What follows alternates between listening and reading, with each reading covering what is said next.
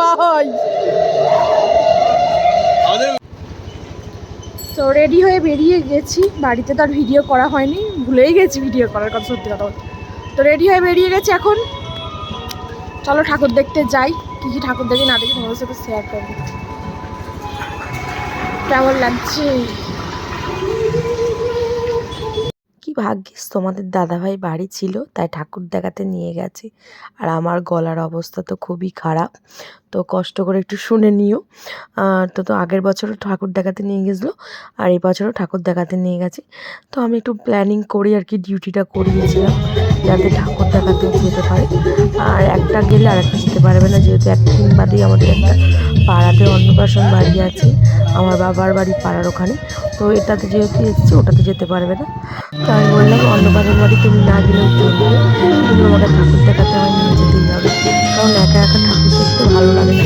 আর সেরকম তো কেউ সঙ্গীও নেই ঠাকুর দেখতে যাবে, তো সবাই যায়, একসাথে না গেলে ভালো লাগে না। আর বিকালবেলা এসে সরস্বতী পুজোর আলোর আয়োজন প্যান্ডেল দেখতেও ভালো লাগে না একা একা। তো ওই জন্য ওকে বলা, তো যথারীতি ও তো রাজি হয়ে গেছে, ঠাকুর দেখাতেই নিয়ে চলে এসেছে। আর এটা কিন্তু আমাদের বাড়ির সামনে, মাত্র জাস্ট 3 কিলোমিটার দূরে আমার মাসির বাড়ির ওখানে। তো আমার মাসির বাড়ি যেহেতু বহলাগ্য, তো ওখানেই ঠাকুর আসে, হাতে গোনা হয়তো 19-20টা ঠাকুর হবে, কিন্তু প্রচুর ভালো ভালো প্যান্ডেল করে। তো প্যান্ডেলগুলো দেখার মতো খুব সুন্দর, তো ওই জন্যই আরও আসা। আর যেগুলো বিশেষ বিশেষ ভালো ভালো প্যান্ডেল, আমি সেগুলোই দেখিয়েছি তোমাদের সাথে। আর যেগুলো আমি রাস্তার ধারে জাস্ট নমস্কার করে বেরিয়ে গেছি, অত ফটো ভিডিও করি আর কি। তোমাদের আগেও বলি যে আমার ফোনে পেজ থাকে না, তো বেশি ভিডিও করার কথা ভাবি না, যে কম করি অল্পটাই তোমাদের সাথে শেয়ার করবো। এখন তো আর ভিডিও করাই ছেড়ে দিয়েছি, তো মন মেজাজ ভালো থাকে না। আর যেহেতু ডাক্তার দেখিয়েছি, ডাক্তারের পরামর্শে এখন আমি ডায়েটে আছি, অনেক কিছু খাওয়া বন্ধ, তাই রান্নাবান্নাও সেরকম করি না। আর একটা কাজের মধ্যেও আছি আমরা, অনেকটা সমস্যার মধ্যে, তার জন্য আমাকে 10বার বাড়িতে যাতায়াত করতে হচ্ছে, আরও অনেক কিছু প্রবলেমের মধ্যে এখন আছি। তো ওই কারণে ভিডিও করার সুযোগটা পাই না। আর যেদিন রান্নাবান্না করি, তোমার দাদাভাই বাড়ি থাকে, সেদিন রান্নাবান্না করি, অনেক কিছু আয়োজন করি ওর জন্য। আর কিন্তু সেদিন আবার এতটাই কাজের চাপ থাকে, ভিডিও করার কথা মাথা থেকেই আসে না। তো ভিডিও করতেও আর ভালো লাগে না, না করে করে একটা ব্যাড হ্যাবিটে পরিণত হয়ে গেছে আর কি। তো ইচ্ছা থাকে যে ভিডিও করি, তোমাদের সাথে শেয়ার করবি, কিন্তু মন মানসিকতা আর ভালো লাগে না, ভিডিও করার থেকে এডিটিং করাতে তখন ডিউটি আছে, চলে যায়। তো সব তার দেখাবে না থেকেও আর বড় পালা। কথা, আমার ভিডিও ইউটিউব চ্যানেলে কিন্তু অনেকটা সাবস্ক্রাইবার বেড়ে গেছে তোমাদের ভালোবাসায়। তোমরা আমাকে এতটা সাপোর্ট করেছো, অনেক সাবস্ক্রাইবার বেড়ে গেছে। তার থেকেও আমার ওয়াচ টাইমে পূর্ণ হয়ে গেছিলো, বাট কোনো একটা কারণে আবার সমস্ত কিছু আগের মতো প্রথম দিকে চলে এসেছে, সমস্ত ওয়াচ টাইম কেটে নেওয়া হয়েছে, আরও অনেক কিছু প্রবলেম হয়েছে। ওই কারণে না মন ভেঙে গেছে ভিডিও করা। তো যাই হোক, সমস্যা তো সারা জীবন থাকবেই, সমস্যা আমাদের ফেলে রেখে এগিয়ে যেতে হবে। জীবন মানেই যুদ্ধ, শিখে এসেছি, তো যুদ্ধ করি, লড়াই করি, আমাদের এগিয়ে যেতে হবে। আর এই প্যান্ডেলটা যে দেখছো, এটার পেছনে আমাকে মিনিমাম 1.5 ঘন্টা বলছি, এখানে 1 ঘন্টা 15 মিনিটের মতো লাইন দিতে হয়েছে। আমি ভেবেছি ভেতরে ভালো কিছু আছে, ভালো ফটো করব, ভিডিও করবো, তোমাদের সাথে শেয়ার করব, কিন্তু 10 মিনিট যায়নি, প্যান্ডেলটা জাস্ট ঠেলে গুজে ঢুকিয়েছি আর বার করে দিয়েছি, নিঃশ্বাস বন্ধ হয়ে যাওয়ার মতো। ওখানে একটা মরা পোড়াচ্ছে, এখানে একজন ওই হোমযজ্ঞ করছে, আর ওখানে একটা দেখালো, আর এবার ঠাকুরটা দেখিয়েই বার করে দেবে। তো তোমাদের দাদাভাইকে আমি বলছি, দেখো এতটা কষ্ট করে লাইন দিলাম, তার জন্য আমাদের প্রচণ্ড হাঁটতে হয়েছে এবং জ্যামেও পড়েছি, ভিড় ঠেলতে হয়েছে এই প্যান্ডেলটা দেখার জন্য। তোমাদের দাদাভাই তো প্রথমে রাজি হয়নি, তো আমি বললাম না, দেখবো দেখবো, আর এই ভেতরে ঢুকে আমারই ভালো লাগেনি। তো বলছে যাকগে চলো, আর যদি লাইন সেরকম থাকে দেবো না, যেগুলো ফাঁকা ফাঁকা থাকবে দেবো। কিন্তু যথারীতি আর সেরকম কোনো লাইন ছিল না, ফাঁকায় ফাঁকায় ছিল, সব দেখে এসেছি। আর যেটা প্রত্যেক বছর ভূতের বা সিনসিনারি আরও কারুকার্যময় হয়, সেই প্যান্ডেলটাও দেখতে গিয়েছিলাম, বাট দুঃখের বিষয় সেদিন কোনো কারুকার্য হয়নি। তার পরের দিন নাকি হবে, তারপরের দিন তোমাদের দাদাভাই থাকছে না, তারপরের দিন শনি আর রবি পড়ছে, প্রচণ্ড ভিড় হবে, লাইন পড়বে, বুঝতেই পারছো। তো দেখার কথা তো একটা প্যান্ডেলের জন্য তো আর আমি আবার ঠাকুর দেখতে আসতে পারি না এই ভিড় ঠেলে। তো যথারীতি যেগুলো দেখাচ্ছিল সেগুলোই দেখে এসেছি। তো এখানে এই যে করোনা কি মালা বদল না কি হচ্ছে একটা মা কালী সাথে, তো এই দৃশ্য দিয়েই প্যান্ডেলে ঠাকুর দেখিয়েই আর কি সব শেষ। আমরা যে এই 1.5 ঘন্টা লাইনটা দিলাম, জাস্ট কি বলবো, এতটা তখন রাগ ধরছিল, মনে হচ্ছে কী করতে লাইনটা দিলাম রে, এইটুকু দেখার জন্য এতটা লাইন দেয়া।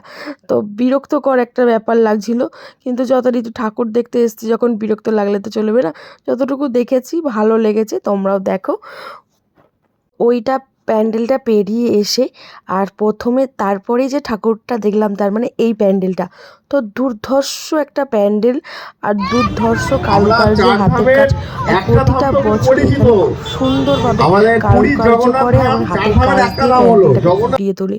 তো দেখেই মন মোহিত হয়ে গেছে। ওখানে যে বিরক্ত বোধটা করেছিলাম, এখানে এসে সেটা পরিপূর্ণ হয়ে গেছে। তারপরে একটা সাজিয়েছি, যেন মনে হচ্ছে আমরা বিয়েবাড়ি এন্ট্রি নিচ্ছি। ফুলের সাজে এত ভালো লাগছে, সব জায়গাতে এরকম রাউন্ড দিয়ে ফুলের সাজ দিয়ে এবারে করেছে, খুব ভালো লাগছিল দেখতে।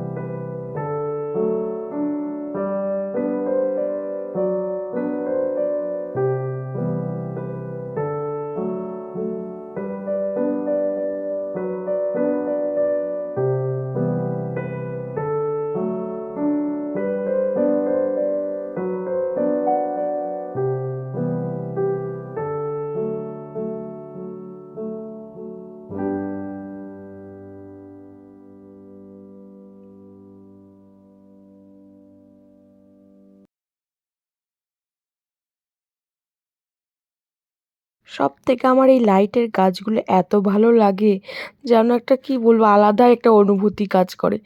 এত ভালো লাগছে, তোমাদের দাদাভাইকে বলছি আস্তে আস্তে চলো আমি ভিডিও করব। এই যে দুপাশানি মিনিচার দিয়ে সাজানো, আর ছোটো থেকে আমরা এরকম লাইটের সাজ দেখে আসছি। ছোটোবেলাতেও যেমন মিনিচার ছিল, এখনও সেরকমই আছে, বাট তখন ডিজাইনটা আলাদা হতো, এখন ডিজাইনটা আলাদা।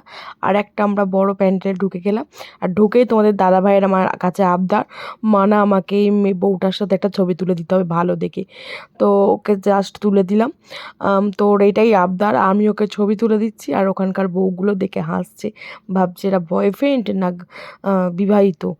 শাঁখা সিঁদুর পরে আছে তো দেখতে পাচ্ছে, কারণ যেহেতু তোমাদের দাদাভাইয়ের সাথে আমি একটু তুই তোকারি কথা বলি, বন্ধুর মতো মিশি, তো ওটাই ভাবছে। তো আমরাও হাসছি। এর পরের প্যান্ডেল চলে এলো কাগজের প্যান্ডেল। খবর কাগজ দিয়েও যে এত সুন্দর কারুকার্য করা যায় না, প্যান্ডেল দেখলে জানতে পারতাম না। তো তোমাদের সাথে এখানে দেখালাম। এবার আমরা একটু ঠাকুরের ভোগ খাবো এখানে, আর কি সেতল দেওয়া হয়েছে, লুচি প্রসাদ একটু খেয়ে মাসির বাড়ির ওইখান দিয়ে ঢুকে বাড়ি যাব।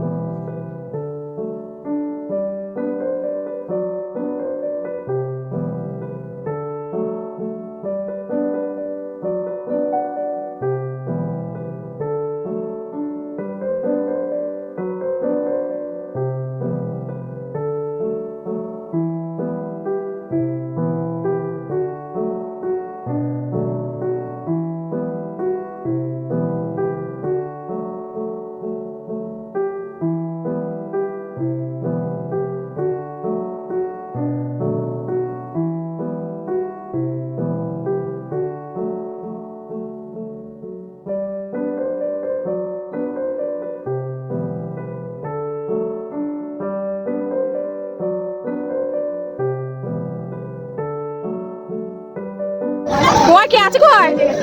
কেউ আছে?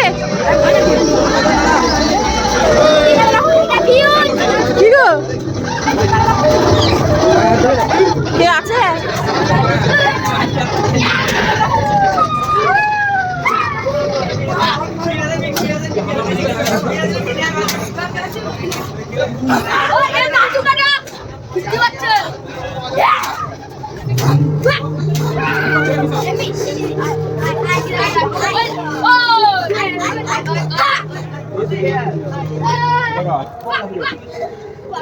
তো ওই যে ভূতের প্যান্ডেলটা দেখলে ওটা হচ্ছে আমার মাসির বাড়ির পাশেই, একদম মাসির বাড়ির গায়েই প্যান্ডেলটা করেছে।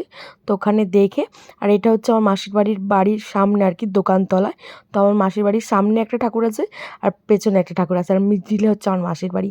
তো ওই ঠাকুরের প্যান্ডেলটা ভূতেরটা দেখে মাসির বাড়ি ঢুকে একটু দেখা করে কথা বলে মেসোর সাথে তো এখানে ঠাকুরটা দেখবো, দেখে আর দুটো ঠাকুর আছে দেখে বাড়ি চলে যাব।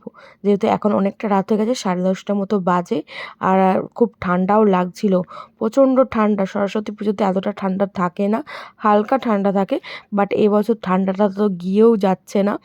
ঠান্ডা যেন মনে হচ্ছে আবার বাড়ি চলে আসছে, এত করে ঠান্ডাকে বাড়ি পাঠাচ্ছি তবু আবার ফিরে আসছে। শুনেছি দিদা ঠাকুমাদের কাছে মাঘ মাস গেলে ঠান্ডা চলে যায়, আর মাঘ মাসে মোষের শিং নড়িয়ে দেয়। তো যেহেতু এখনও ঠান্ডা আছে, মোষের শিং নড়াবার মতনই। তো প্রচণ্ড শীত করছে, কাঁপুনি দিচ্ছে। তো এবার বাড়ি ফিরবো আর লাস্ট অ্যান্ড ঠাকুরটা দেখবো, যেটা প্রথমেই ঠাকুরটা দেখতে এসে প্রচণ্ড ভিড় ছিল, লাইন দেওয়া ছিল 50 জনের মতো।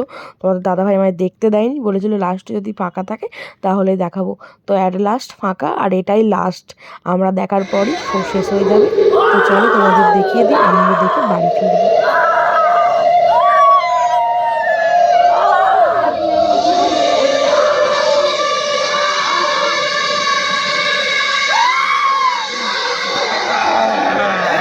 বাবা গো,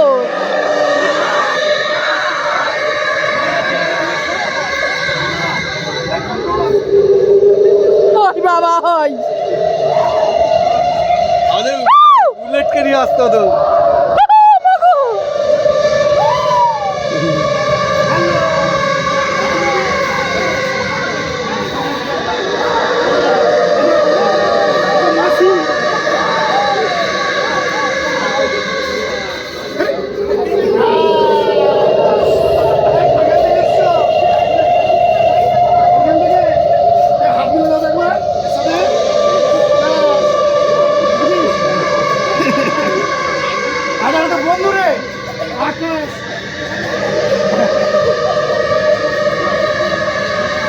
নদীকে দিয়ে এলো ভালো হতো।